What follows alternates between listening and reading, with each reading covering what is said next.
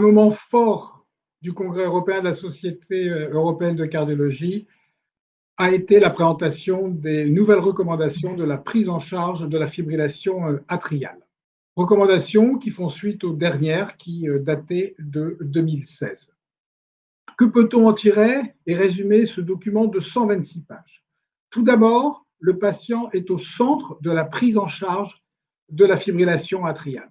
Il doit être impliqué en termes d'éducation, mais aussi en termes d'attente. Il vous faudra évaluer le traitement que vous avez prescrit, aussi bien pour la prévention du risque d'accident embolique que pour le contrôle du rythme de la fréquence, en tenant compte des attentes et du ressenti du patient.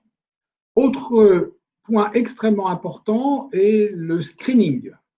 Il est recommandé fortement, avec un niveau de recommandation 1 le plus fort, de faire un screening dit opportuniste chez les patients de plus de 65 ans, utilisant l'ECG ou ce qu'on appelle les strips, c'est-à-dire une dérivation avec différents objets connectés notamment. Chez les patients de plus de 75 ans ou qui ont un facteur de risque de survenue d'AVC, il faut faire cette fois-ci un screening systématique. Donc ça concerne une partie importante de notre population.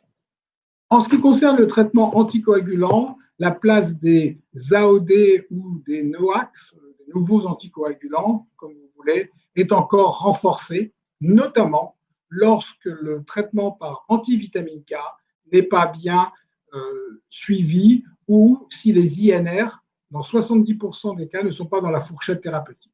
À ce moment-là, la recommandation de classe 1 est donc de passer aux AOD et éventuellement, mais avec un niveau de recommandation plus basse, de renforcer le suivi des AVK.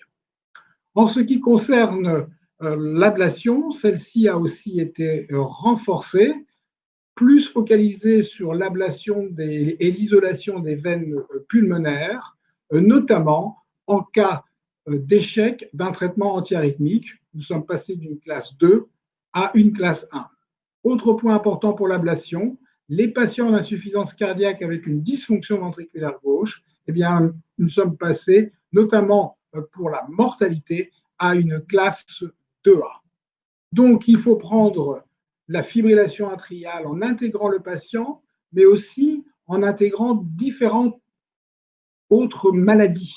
Et il est extrêmement important, avant de décider de traiter soit par ablation, soit par antiarythmique, et aussi par anticoagulants et notamment les NOACs, de bien faire comprendre aux patients qu'il faut qu'ils modifient ces facteurs de risque, notamment l'obésité, l'apnée du sommeil, également donc prise d'alcool et autres. Donc il faut commencer avant tout par une modification du mode de vie du patient s'il a des facteurs de risque de la fibrillation atriale, notamment obésité et syndrome d'apnée du sommeil. Donc voilà ce qu'on peut retenir en quelques minutes sur l'essentiel de ces recommandations que je vous conseille de lire. La Société française de cardiologie, quant à elle, vous traduira ce qu'on appelle le Pocket Guidelines, qui est vraiment l'essentiel de ces recommandations d'ici quelques semaines.